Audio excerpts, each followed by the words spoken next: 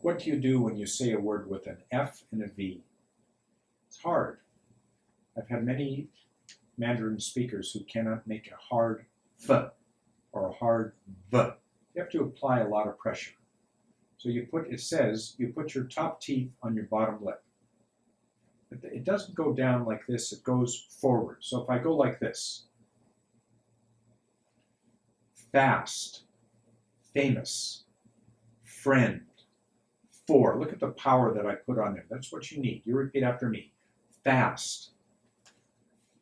Famous is the way I hear many of you speak. It's simply famous. F-A-M-U-S. See if you can do it. Famous. Not famous. Famous. There's an R in there that you don't need. Friend. Friend. Do it. How about for?